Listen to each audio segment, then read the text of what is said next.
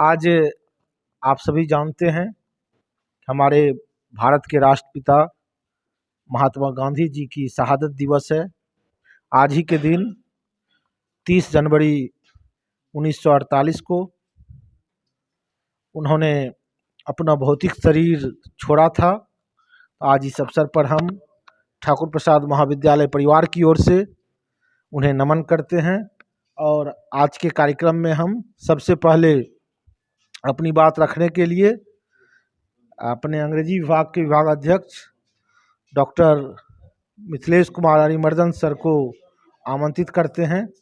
बहुत बहुत धन्यवाद सुधांशु जी।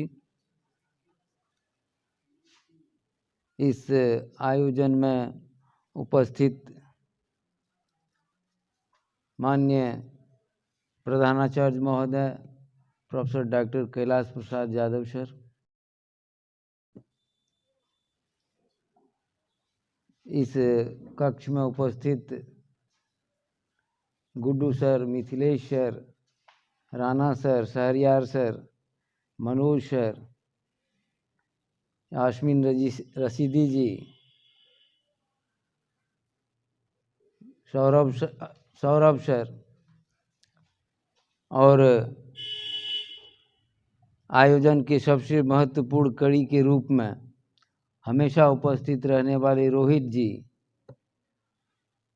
छात्र छात्राओं, हम सब जानते हैं आज के ही दिन राष्ट्रपिता महात्मा गांधी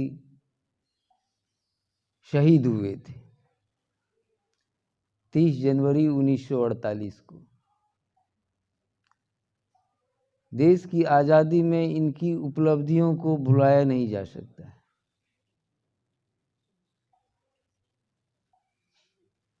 और इनकी आज़ादी की लड़ाई इतनी महत्वपूर्ण साबित हुई हमारे लिए, न केवल भारतवासियों के लिए बल्कि समग्र संपूर्ण वैश्विक स्तर पर, क्योंकि आज़ादी की लड़ाई में जिस हथियार का इन्होंने उपयोग किया वह अपने आप में अद्भुत था, अपने आप में अकेला था। ये उनकी सोच की जो उपज थी वह उनको विश्व स्तर पर चिंतक के रूप में, फिलॉसफर के रूप में, मानवता के हिमायती के रूप में शिखर स्थान प्रदान करता है। हम सब जानते हैं वह हथियार कौन था। नॉन वायलेंस का था, सत्य और अहिंसा का था।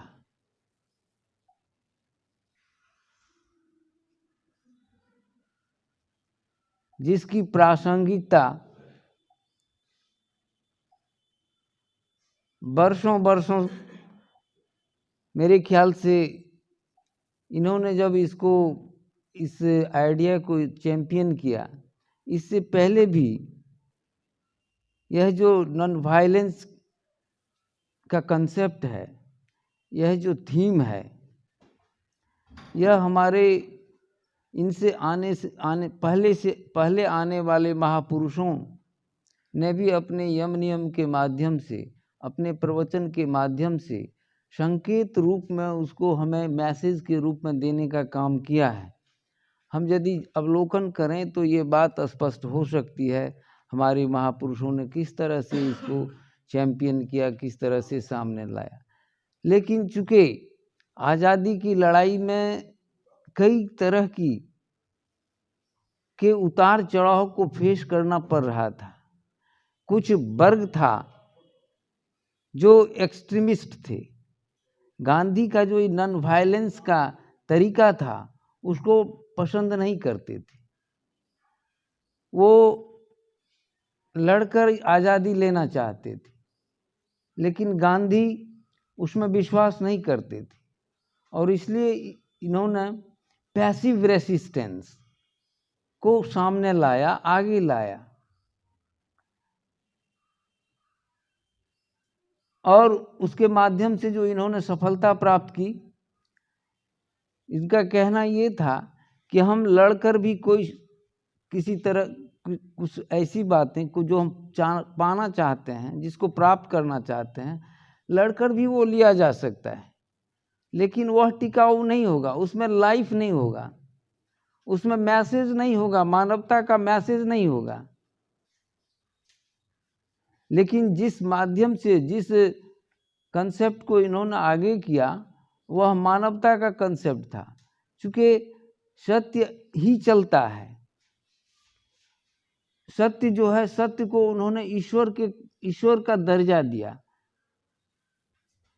My life is an experiment with truth और एन ऑटोबायोग्राफी। इनकी एक आत्मकथा है जिसका शीर्षक है एन एक्सपेरिमेंट विद ट्रूथ और एन ऑटोबायोग्राफी। अब देखिए, ऑटोबायोग्राफी इनका जीवन पर्यंत ये सत्य की खोज में अपने को लगा दिया, अपने एक्टिविटी के माध्यम से, उठते बैठते सोते संघर्ष करते भाषण करते, और फिर भी जो भी एक्टिविटीज थी सब में इनकी खोज थी ईश्वर की। इस बात को हम इस तरह से भी समझ सकते हैं, और बड़ी ही दिलचस्प बात है। इनके विषय में एक चर्चा है जो बहुत पॉपुलर है, आप लोग भी जानते होंगे। मैं चाहता हूं उस चर्चा को आपके साथ साझा कर लूं। फ्रॉम केटल टू हेराम की चर्चा है। स्कूल के समय में, ये जब चाइल्डहुड में थे, स्कूल में थे, स्कूल इंस्पेक्टर आते हैं, कुछ शब्द दिए जाते हैं और उन शब्दों को लिखने में एक भूल हो जाती है। कैटल का स्पेलिंग इनसे जो होना चाहिए वो नहीं होता है। वर्ग शिक्षक ने इशारा किया कि दूसरे लड़के बच्चे की कॉपी कर लो, दूसरे के स्लेट से उसकी कॉपी कर लो। इन्होंने नहीं किया। और फिर देखिए, इस घटना तो होती रहती है, हमारे आपके जीवन में भी होती है, लेकिन खास करके कभी कभी महापुरुषों के जीवन में जो कुछ घटती हैं और फिर उससे जो कुछ मैसेज आता है, वो हमारे लिए अनुकरणीय और विचार का विषय हो जाता है। तो वहाँ उन्होंने स्लेट नहीं किया, इशारा करने के बाद भी कॉपी नहीं की, दूसरे बच्चों के स्लेट से देख करके उतारने का, नकल करने का प्रयास नहीं किया गया। और हम इसको इस तरह से समझें, जबकि आज जिस लिए हम एकत्रित हुए हैं उनकी शहादत को याद करने के लिए, उस पर उनके लिए श्रद्धा सुमन अर्पित करने के लिए, तो जिस दिन इन्हें, आज के दिन ही इन्हें 1948 में गोली लगती है, एक एक्सट्रीमिस्ट ने इन्हें गोली मार दी, और गोली लगने के बाद इनके ये जो आर्टिकुलेट करते हैं, इनके मुंह से जो निकलता है वह आर्टिकुलेशन है हे राम का। तो मैं ये कहना चाह रहा हूं कि जो वह अंतिम घड़ी है, इनिशिएटिव टाइम जो है चाइल्डहुड का, उस समय वो कह रहे हैं, वो नकल नहीं कर रहे हैं। तो नैतिकता का, मोरालिटी का जो सीड है, बीज है, वह वहीं हम देख रहे हैं, क्योंकि वह बीज पुष्पित पल्लवित होकर एक्टिविटी में आई है, स्वतंत्रता संग्राम में आई है, और कई प्रदर्शन में आए हैं, और अंत होता है तो वो हे राम में होता है। तो कहने का मतलब काफी दिलचस्प ये है उनके लिए, हमारे लिए विचार करने का, कि जो एक, जिसको कि अंग्रेज नेकेड फकीर कहते थे, और एक फटी छड़ी और ठेंगुना तक धोती पहनने वाले अधनंगे पुरुष, जिन्होंने कभी कोई ऑफिस नहीं बियर किया, कोई संभाला नहीं ऑफिस, कुछ मांगा नहीं, लेकिन हम इनको देते गए, राष्ट्रपिता से बढ़ के और क्या हो सकता है इनके लिए मान सम्मान का भाव। तो हम यह कह सकते हैं कि गांधी की जो प्रासंगिकता है और उनकी एक्टिविटीज का जो एक अलग पहलू है, जो हे कैटल टू हे राम को जोड़ता है, इसमें हम उनको देख सकते हैं कि यदि हमारे जीवन में जो विशेष होता है वह हमारे जीवन में शुरू से ही होता है और वही बढ़ता है और उसी में वो जाकर के मिलता है। तो इनकी जो ईश्वर के प्रति जो एक धारणा थी, एक नैतिकता के प्रति जो उत्तम विचार था, उत्तम नैतिकता के जो ये प्रतीक मान थे, उसका वो राइज करता है, शुरू से उसका विकास होता है और फिर उसी में वो मिल जाते हैं। तो एक सामान्य का विराट में मिलना यहाँ जो है रेखांकित करने योग्य है। तो ऐसे महापुरुष को हम आज याद कर रहे हैं और श्रद्धा सुमन अर्पित करने जा रहे हैं। इसके लिए हम आए हुए सारे लोगों को इस में शिरकत करने वाले और साझी करने वाले इस आयोजन में सबके प्रति अपना ये आभार प्रकट करते हैं। हम बच्चे, हम छात्र, हम विद्यार्थी, हम शिक्षक, हम कम से कम उनको इस तरह से सोचें कि जो गांधी ने जो मैसेज दिया है उस मैसेज को किस तरह से चरितार्थ कर पावें और दूसरों को किस तरह से उससे लाभान्वित कर सकें। इससे बड़ी श्रद्धांजलि उनके प्रति और कुछ भी नहीं हो सकती है। इतने कम समय में आपने गांधी के पूरे जीवन को कैटल से हे राम जो उन्होंने शहादत के समय बोला था, उनके मुंह से जो शब्द निकला था, वहाँ तक की यात्रा को आपने काफ़ी अच्छे तरीके से हम लोगों को समझाया। और निश्चित रूप से गांधी का जो पूरा जीवन है और उनकी जो यह यात्रा है वह हम सबों के लिए प्रेरणादायी है, क्योंकि एक साधारण सा बालक मोहन, जिसे कि घर के लोग मोहनिया भी बोलते थे, जो ना तो देखने में उतना स्मार्ट था, ना उतना हष्ट पुष्ट बलशाली था और दिमाग भी उतना तेज नहीं था। जैसा सर ने भी बताया आपको कि कैटल की स्पेलिंग नहीं लिख पाए थे और यहाँ तक कि घर में भूत से डरते थे। उनको उनकी जो घर में काम करने वाली आती थी दासी, उन्होंने सूत्र दिया कि राम नाम जपो तब तुम भूत से नहीं डरोगे। भूत से भी डर लगता था। चोरी भी करते थे। सब आत्मकथा जो सर जिक्र कर रहे थे सब उसमें खुद उन्होंने अंकित किया है।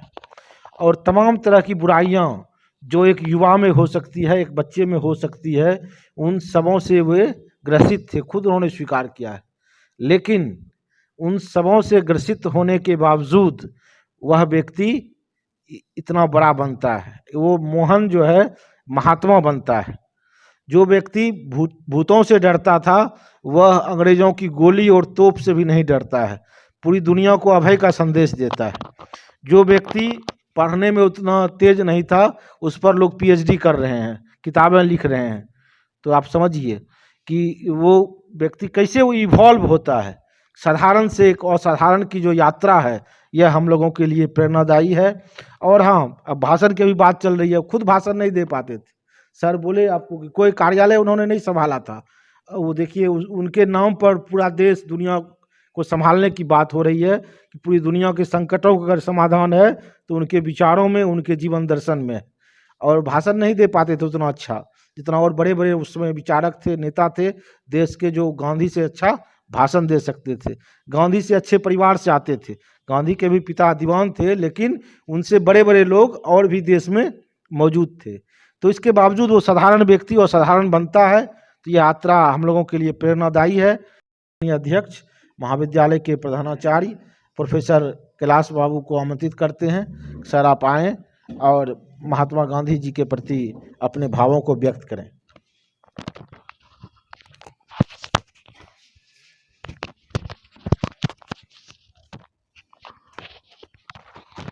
विद्यालय के स्मार्ट क्लास में आयोजित आज शहादत दिवस के रूप में हम जिन महान पुरुष को याद कर रहे हैं वे देश के राष्ट्रपिता महात्मा गांधी थे। जिनके बारे में जन जन के पास यह जानकारी है, थोड़ी बहुत जानकारी हर बच्चे के पास है, बुजुर्गों के पास है, देश के नागरिकों के पास है कि महात्मा गांधी क्या थे। निश्चित रूप से बच्चों, महात्मा गांधी भी अच्छे ही परिवार से थे, पढ़े लिखे परिवार से थे। वे भी पढ़े लिखे थे, बैरिस्टरी की डिग्री उन्होंने विदेशों में ली, और जब अपने देश आए तो उस समय हमारा देश परतंत्र था। चाहते तो ये अच्छी नौकरी और अच्छी पेशा से अपने जीविकोपार्जन कर सकते थे, लेकिन जब उन्होंने देखा देश में गरीबी, बेचारगी, दबे कुचलों को किस तरह से अंग्रेजों के द्वारा उसको दबाया जाता था, उसे प्रताड़ित किया जाता था, तो इनमें एक भावना जगी कि क्यों न हम इस समस्या से देश के महान नागरिकों को निजात दिलाऊं, और वे स्वतंत्रता संग्राम में कूद गए।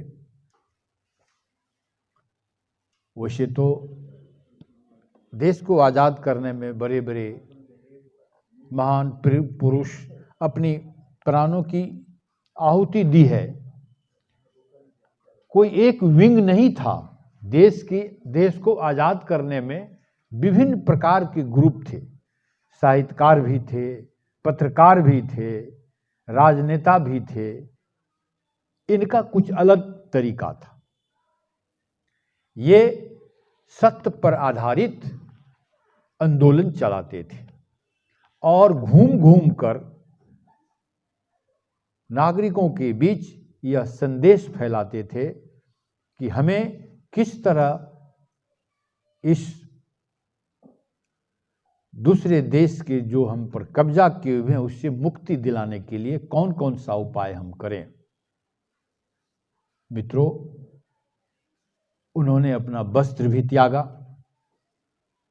इसलिए कि एक धोती को दो टुकड़े करके एक ओढ़ते थे और पहनते थे कि यह इससे जो वस्त्र बचेगा वह गरीबों के बीच बटेगा। स्वयं सबसे निचले समाज में जो सबसे निम्न स्तर के जो लोग थे, गुजर बसर करते थे, उनको ऊपर उठाने के लिए खुद से शौचालय को साफ करवाते थे, करते थे, और सबको कहते थे कि अपना स्वयं काम आप स्वयं करें। क्यों कोई एक खास जाति ही ये काम करेगा? मतलब ये कि सभी वर्ग, सभी जाति, सभी धर्मों के लोगों के प्रति उनका समान विचार था, जो था मानवता का विचार। जो मानवता की रक्षा किसी भी रूप में करे वही सही धर्म है, वही सही कर्तव्य है। देश आजादी के कगार पर था, हो भी गया था, लेकिन इनके कुछ विचारों में से कुछ ग्रुप, एक समूह था जो इनके विचारों से अपने को भिन्न मानता था।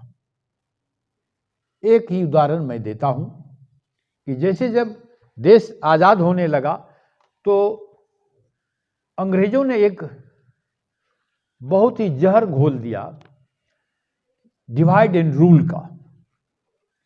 वैसे तो वे शुरू से ही डिवाइड एंड रूल करके शासन पर इतना सत्ता हासिल किया, और अंत समय में वह डिवाइड एंड रूल को ही हथियार बनाया।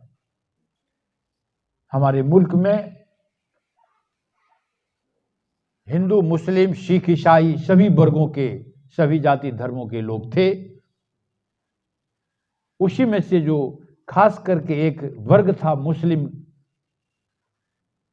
जिन्ना साहब, उनको वह अंदर से ही तैयार कर लिया था। ठीक है, मैं देश को आज़ाद कर दूंगा, लेकिन आप स्वतंत्र राष्ट्र के लिए मांग उठाइए। और इनके मतलब ये कि अंग्रेजों के उस्काने पर ही इतना जल्दी हमारा देश खंडित हो गया। जब तय हो गया, एक ग्रुप थे कि नहीं हम लोग एक होकर के रहेंगे, एक अपने से ही ग्रुप बन गया कि नहीं उसको अलग कर दें। निश्चित रूप से क्षेत्रफल और भूभाग के हिसाब से जमीन जायदाद मकान पैसे सब चीज पाकिस्तान को दिया गया कि ठीक है आप अपने जनसंख्या के हिसाब से आप भी अपना शेयर ले लीजिए। इतना के बावजूद भी ये करने में हमारे बहुत सारे नेता इस पर सहमत नहीं थे। इस पर ये एक इनका सबसे बड़ा हथियार था भूख हड़ताल का। आज भी यह प्रचलित है, घर घर में देखिएगा। जब किसी को कोई बात मनमाना होता है तो गांधी जी के इस आंदोलन का सहारा लेते हैं, भूख हड़ताल कर दो। मम्मी पापा से कुछ लेना है, नहीं मान रहे हैं तो भूख हड़ताल कर दो। गांधी जी का देन है। और जब महिलाएं खास करके आज भी जब बात मनमाना होता है तो भूख हड़ताल कर देती है, और वहां पर जाने के बाद हम लोग हथियार डाल देते हैं कि नहीं जरूर 2 घंटा 4 घंटा 5 घंटा भूखा है, बच्चा हो या बूढ़े हो या महिला हो कोई भी है, तो हम उनके बात को मान लेते हैं। गांधी जी भी भूख हड़ताल पर चले गए कि नहीं, जो जिन्ना साहब का मांग है उसको प्रतिपूर्ति उसकी की जाए। प्रतिपूर्ति हो भी गई। तो इसी को लेकर के विवाद था कि नहीं, जितनी मात्रा में उनको मिलना चाहिए उससे अधिक आपने दे दिया। जो खास करके नाथूराम गोडसे ग्रुप के थे, उनके जो सहयोगी थे, वे लोग इस बात पर अड़ गए कि नहीं ये बहुत गलत किए आप। हमारा देश है, हम जनसंख्या में ज्यादा हैं, आपने हिस्सा से अधिक आपने दे दिया। और भी कई प्रकार के मतभेद थे जिनके कारण आज ही के दिन उनको जो उनकी हत्या हो गई, जिसको हम लोग शहादत का दिन आज मानते हैं। और मरते वक्त उन्होंने भी हे राम कहा। जब उनसे पूछा गया कि इनके जो है सो किस प्रकार से इसको किया जाए, तो उन्हें भी उनको माफ करने के लिए वो कह के विदा लिए।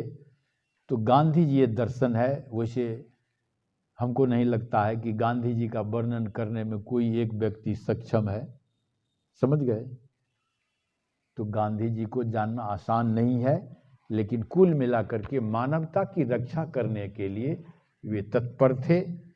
अमीर गरीब बड़े छोटे सभी वर्गों के लिए वे प्रचार प्रसार करते थे, और मानवता के हित में, मानवता की रक्षा में अपनी जान को उन्होंने गंवा दिया।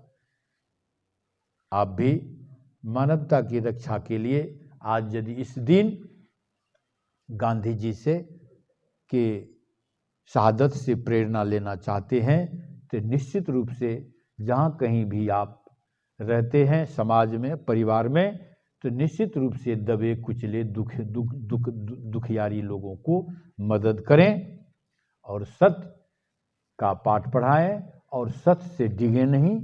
सत्य जीवित रहता है, कभी मरता नहीं है। और सत्य थोड़ी देर के लिए जीत जाता है, लेकिन वह परमानेंट नहीं होता है, एक न दिन उसका उजागर हो जाता है। मैं इन्हीं चंद शब्दों के साथ अपनी वाणी को विराम देता हूँ।